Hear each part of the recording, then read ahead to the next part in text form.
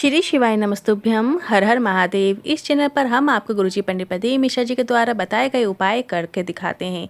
सभी का ये प्रश्न है कि सावन अधिक मास की एकादशी कब है और हम व्रत किस दिन रखें। मतलब 11 तारीख को भी एकादशी है और 12 तारीख को भी एकादशी है।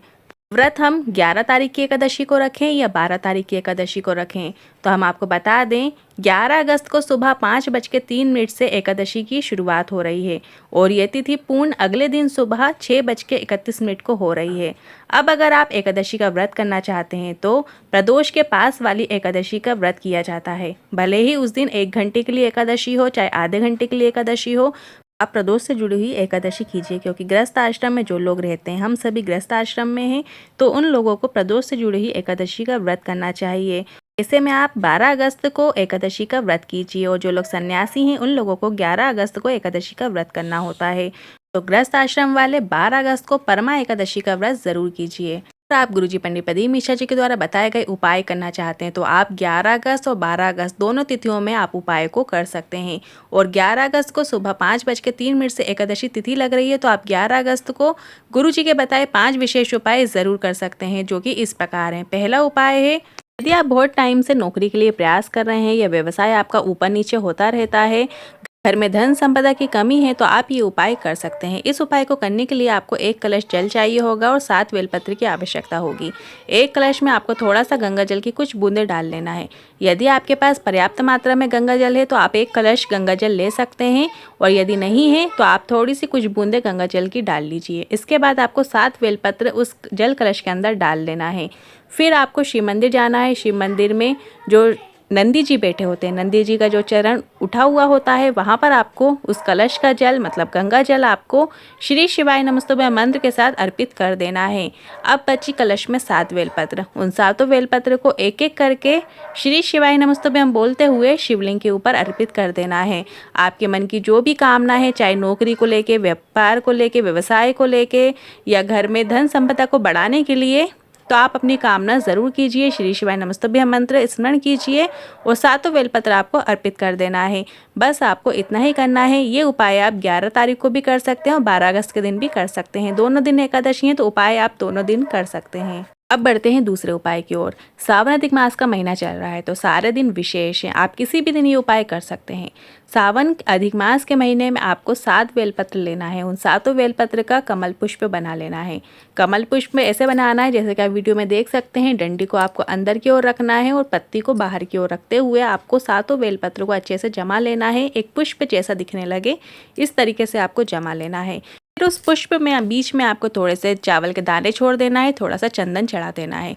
इसके बाद उस कमल पुष्प को आपको शंकर भगवान की शिवलिंग पर अपनी कामना करते हुए श्री शिवाय नमस्तुभ्यं मंत्र के साथ आपको वो कमल पुष्प अर्पित कर देना है।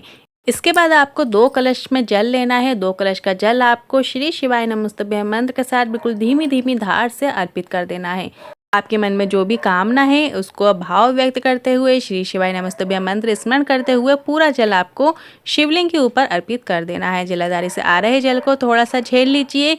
आप अपने व्यापार व्यवसाय वाली जगह पे आपको सिंचन कर सकते हैं या आप अपने घर में भी धन संपदा के लिए सिंचन कर सकते हैं। अब बढ़ते हैं अगले तीसरे उपाय की ओर। सावन का महीना चल रहा है और एकादशी में एक विशेष उपाय किया जाता है, जो कि पितरों की शांति के लिए किया जाता है। जब हमारे पितृ प्रसन्न होते हैं तो हमारे घर में मंगल कार्य होने लगते हैं। घर में किसी भी चीज़ की रुकावट नहीं आती है, सारे कार्य हमारे बनने लगते हैं। यदि आपके अटके हुए कार्य भी चल रहे होते हैं तब भी आप ये उपाय कर सकते हैं। ये उपाय आप 11 अगस्त 12 अगस्त दोनों दिन भी कर सकते हैं या दोनों में से एक दिन भी कर सकते हैं। आपको 2 कलश जल लेकर शिव मंदिर पहुंच जाना है। इसके बाद जल को आपको अर्पित कर देना है और जल अर्पित करते समय आपको 3 बार स्वधा स्वधा स्वधा स्मरण करना है। पितरों की देवी हैं स्वधा। जब हम स्वधा नाम से 3 बार स्वधा नाम लेते हैं, शिव मंदिर में 3 बार ताली बजाते हैं, पितरों की देवी स्वधा प्रसन्न होती हैं और जो हमारे पूर्वज होते हैं, पितृ होते हैं, उन्हें भी तृप्त कर देती हैं।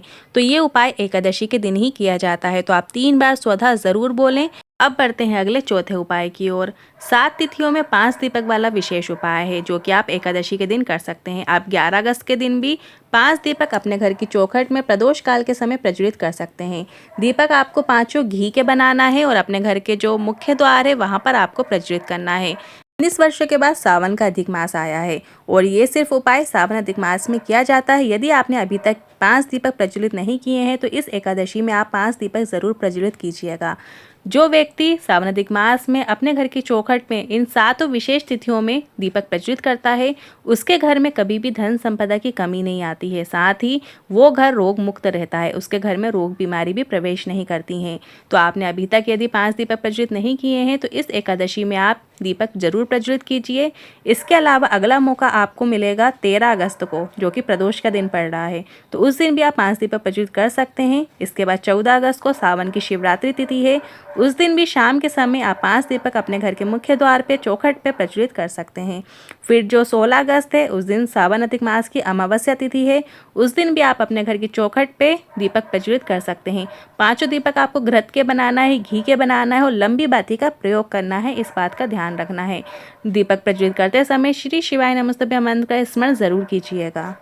ये 5 दीपक आप इनमें से एक दीपक आप अपने घर के रसोई घर में भी, जहां पानी का स्थान है वहां पे रख सकते हैं। दूसरा दिया आप अपने घर के मंदिर में रख सकते हैं। तीसरा दिया जो तुलसी का क्यारा होता है वहां पर रख सकते हैं।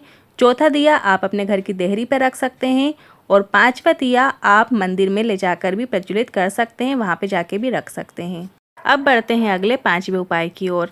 यदि आपने इस सावन अधिक मास के महीने में 108 चीज़ें शिवलिंग पे अभी तक अर्पित नहीं की हैं तो इस एकादशी पे आप 108 मूंग के दाने या काली तिल के दाने ज़रूर अर्पित कीजिएगा।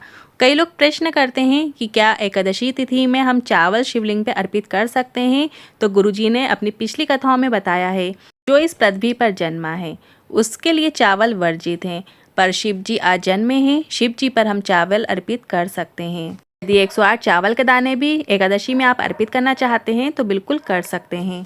आप 108 मूंग के दाने भी अर्पित कर सकते हैं, 108 काली तिल के दाने भी अर्पित कर सकते हैं या 108 काली मिर्च जो होती है उसको भी अर्पित कर सकते हैं, तो आपको आसानी से मिल जाती है। 108 पुष्प की पंखड़ी भी आप शिवलिंग पे अर्पित कर सकते हैं। 108 बेलपत्र यदि आपको आसानी से मिल जाती हैं तो आप 108 बेलपत्र भी अर्पित कर सकते हैं। आपको 108 जो भी चीज़ आप अर्पित करना चाहते हो उसे आप अपने हाथ की हथेली में ले लें। इसके बाद अपनी कामना करते हुए श्री शिवाय नमस्तुभ्यं मंत्र के साथ शिवलिंग पे अर्पित कर दीजिए। बस आपको इतना ही करना है। वैसे सावन के महीने में, पूरे सावन के महीने में आपको 108 चीज़ें अर्पित करना चाहिए। यदि आप हर दिन 108 चीज़ें अर्पित नहीं कर सकते हैं तो कुछ विशेष तिथियों में ज़रूर अर्पित कीजिए। जैसे एकादशी की तिथि बड़ी तिथि मानी गई है तो इसमें भी आप 108 चीज़ अर्पित कर सकते हैं। इसके अलावा सोमवार के दिन, प्रदोष के दिन, शिवरात्रि के दिन, अमावस्या के दिन, पूर्णिमा के दिन, अष्टमी के दिन, इन दिनों में भी आप 108 चीज़ें अर्पित कर सकते हैं। सावन अधिक मास में थोड़ा सा भी किया गया पुण्य हमें अधिकता में प्राप्त होता है। तो आज के इन उपायों से लेकर मन में कोई सवाल या क्वेश्चन है तो आप कमेंट बॉक्स के जरिए पूछ सकते हैं। वीडियो थोड़ा भी उपयोगी लगा हो तो वीडियो को लाइक करके कमेंट बॉक्स में हर हर महादेव ज़रूर टाइप कीजिएगा।